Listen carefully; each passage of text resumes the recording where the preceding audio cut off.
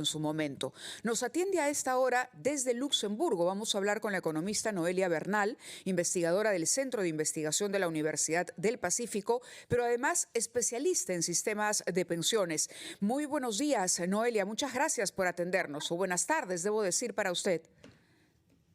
Buenos días, Mávila, para ti y para Fernando. Y buenas tardes, sí, efectivamente, para mí en Luxemburgo.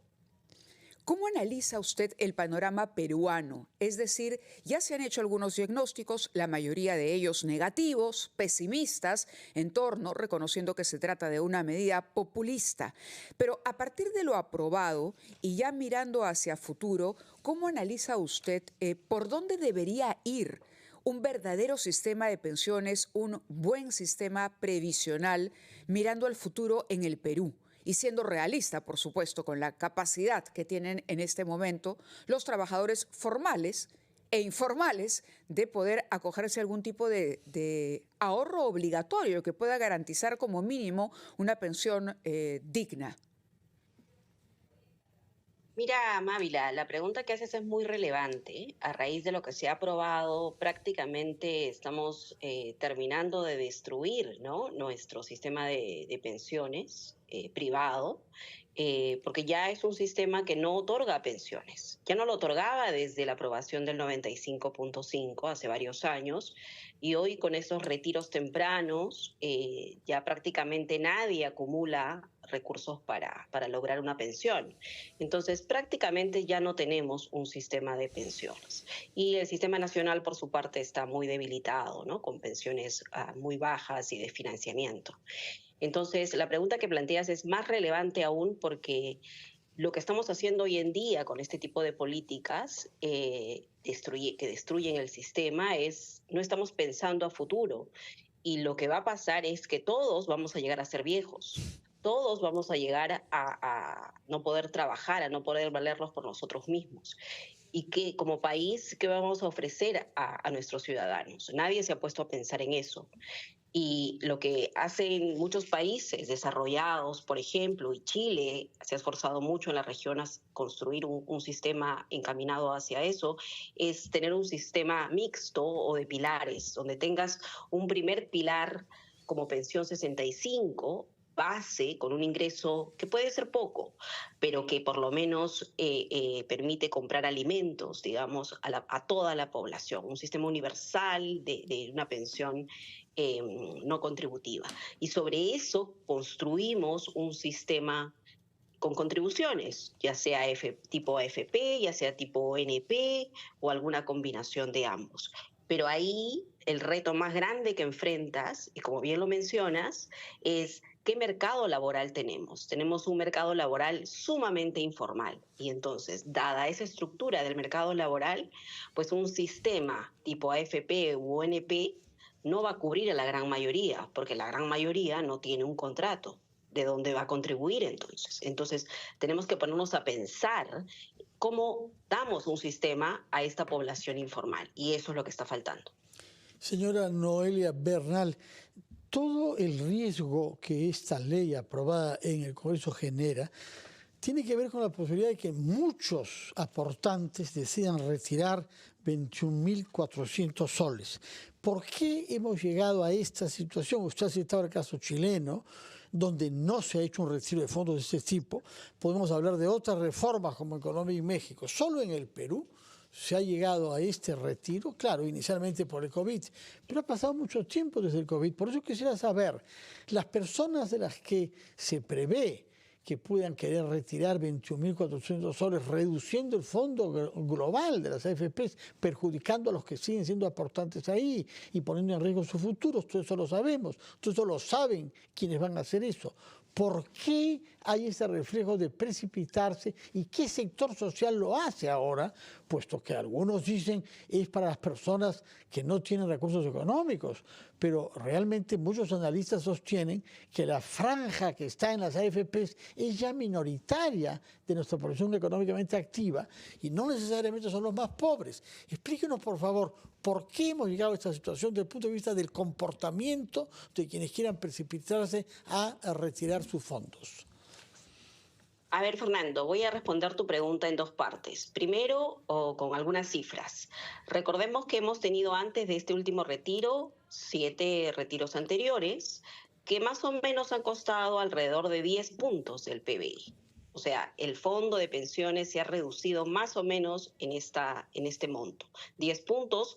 El retiro actual, según cifras de la superintendencia, nos va a costar alrededor de 31.000 millones de soles, que más o menos equivale a 3% del PBI, es decir, el fondo en total se ha reducido 13 puntos aprox del PBI. Esto es mucho dinero que se inyecta a la economía y tiene sus consecuencias macroeconómicas y incentiva el consumo presente de la gente. Y eso es, ahí respondo a tu pregunta, parte de la motivación. La gente le gusta tener el dinero hoy. No nos gusta esperar a mañana para recibir la pensión. Entonces, eso motiva a mucha gente a querer pedir los retiros. Ahora, veamos bien, ¿quiénes son los que se van a beneficiar con estos retiros? No son la mayoría de la población, porque recordemos, el sistema privado más o menos tiene 10 millones de afiliados, eso equivale más o menos a 2 de cada 10 trabajadores, o 3 a lo mucho, de cada 10 trabajadores. De esos afiliados, 2 millones ya tienen 0 en su cuenta, es decir, no van a retirar nada porque no tienen nada. 6 millones, ha dicho la superintendencia, que tienen alrededor de 5.000 soles, es decir, van a hacer retiran un todo. retiro. Claro. Retiran todo en la primera armada, digamos. Con lo cual ya vas 8 millones de afiliados que tienen menos de 5.000 soles. ¿Cuántos te quedan? Te quedan 2 millones de afiliados, los que tienen más de 5.000 soles. Esos son los que se beneficiarían de este nuevo retiro.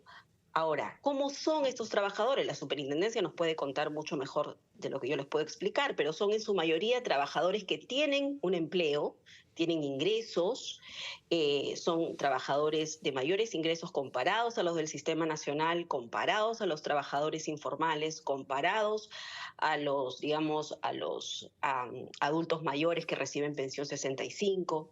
Entonces son una población privilegiada, entre comillas, en el sector formal del trabajo. Esos son los beneficiarios. Y claro, se van a retirar, si pueden, lo van a hacer. Comparabas con el caso de chileno. En Chile sí se produjo algunos retiros, pero en época de pandemia, porque todos creo que estuvimos de acuerdo en que vivimos una situación excepcional y hubieron 1 o 2 retiros, me parece, en el caso de Chile, pero luego se paralizó. ¿Por qué se toca mucho el sistema en el ámbito político? Porque, bueno, es muy rentable en términos de votos, Claro, ¿no? liberar dinero. Hemos visto... Exacto. Dar dinero a la gente es muy rentable políticamente, pero lo que no se dice es la consecuencia de este comportamiento. No se le dice a las personas que se van a quedar sin pensión en el futuro, o si es que continuamos con lo que se ha aprobado con la ley de pensiones, prácticamente le estamos diciendo, saca nomás tu plata, porque igual el Estado, si tú compruebas que has aportado un número, digamos, cierto número de aportes, el Estado te va a dar una pensión. De ti. Claro, se va a encargar de ti. No, Noelia, te va a encargar de ti. Claro, tenemos que ir a una pausa, pero yo quisiera, a partir de su experiencia y de la comparación que debe haber hecho usted seguramente con otros sistemas, preguntarle por algún esquema que funcione y que se pueda empezar a aplicar aquí en Perú. Hay para muchos incluso que hoy por hoy piensan retirar su dinero la sensación de que no importa, hoy lo saco, pero el próximo año voy a seguir aportando, así que recuperaré mi fondo. Pero ¿esto realmente es cierto? ¿Lo que hoy retiro lo voy a poder recuperar? ¿Voy a poder ganar lo mismo? Poner, digamos, en la balanza, ¿realmente voy a rentabilizar el capital?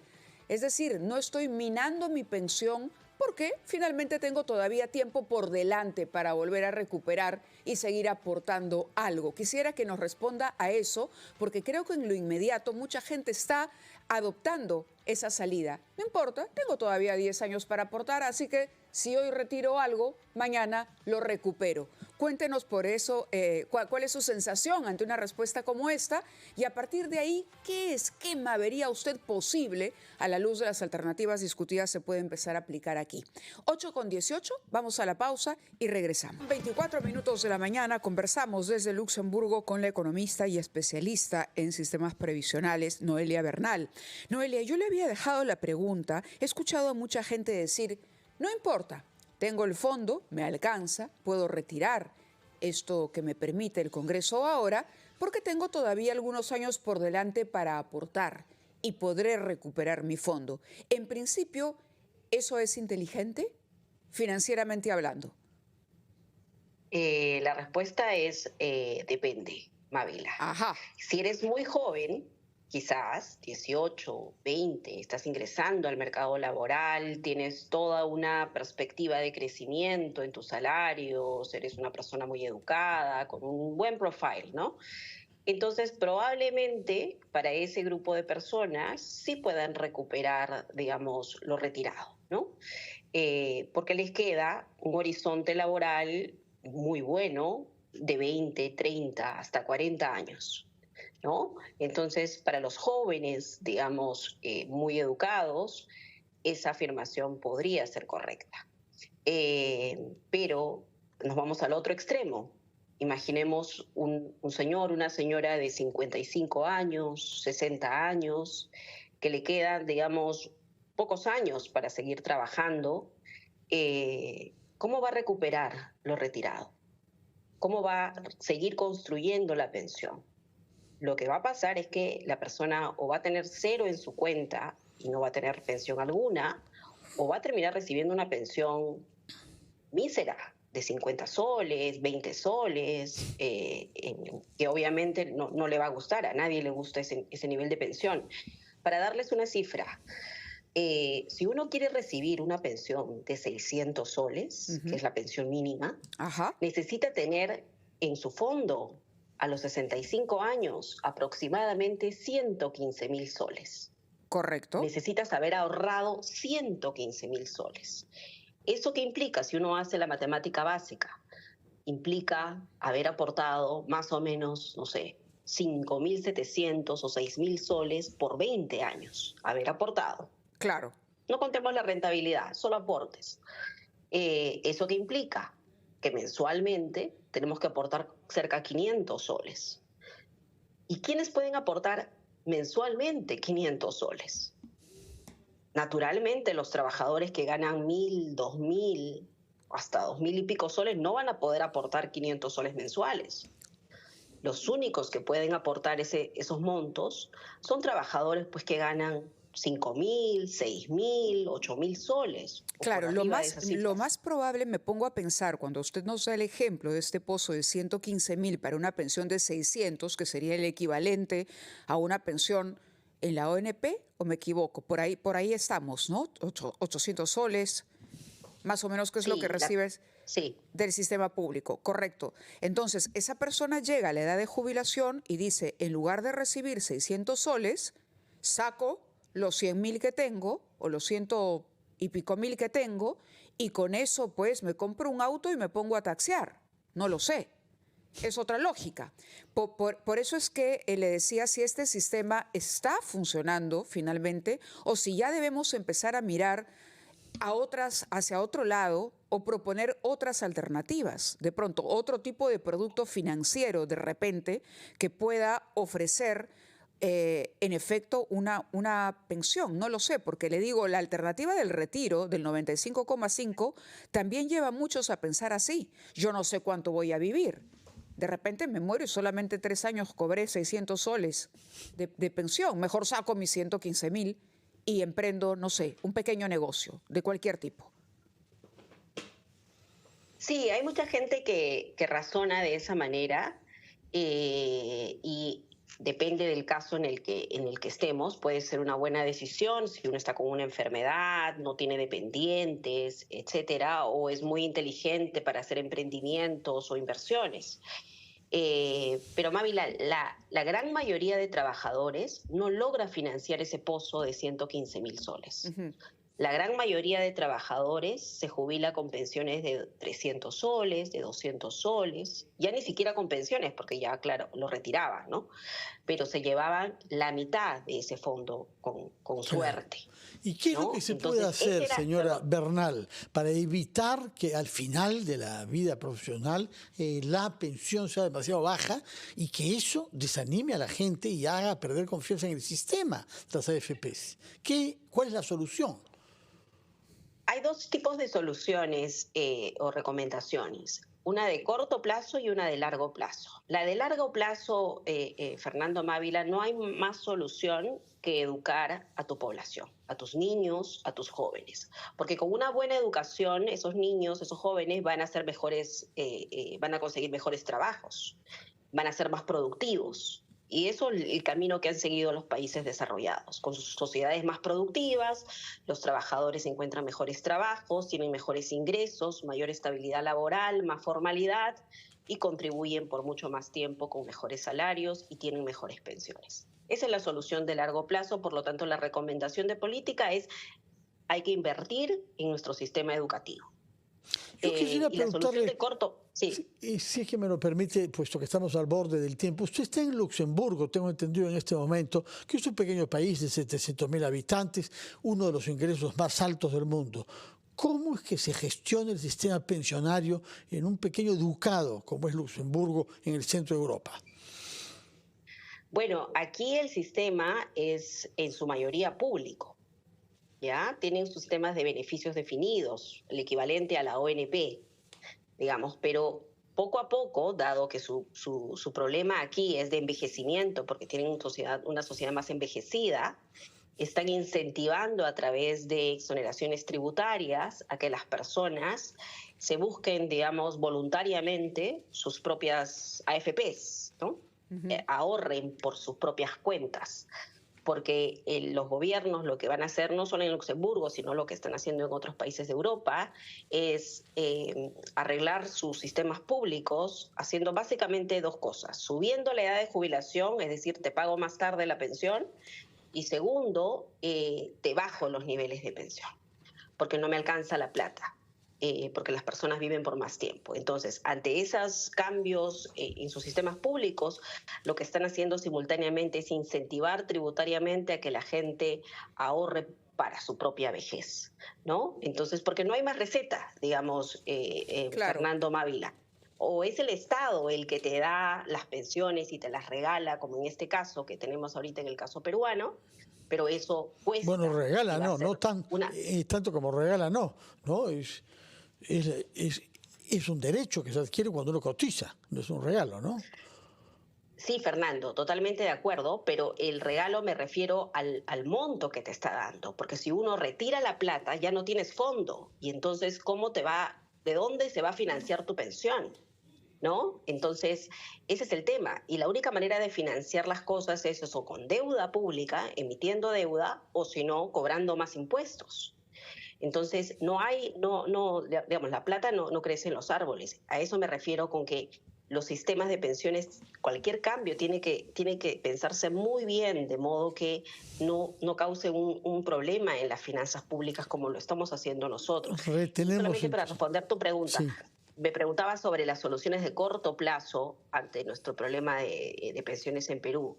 La solución de corto plazo que yo veo, Fernando Mávila, es reforzar Pensión 65, porque digamos, Pensión 65 es un sistema que es sostenible financieramente, no cuesta tan caro, atiendes a una población adulta mayor que ya está en la última etapa de su vida laboral y hay evidencia de que tiene muchos efectos positivos en salud, en bienestar, en salud mental, en nutrición de los adultos mayores. Entonces, en el corto plazo es más barato y responsable extender Pensión 65 que estar haciendo este tipo de reformas en el sistema contributivo Bueno, de AFPs y de ONP.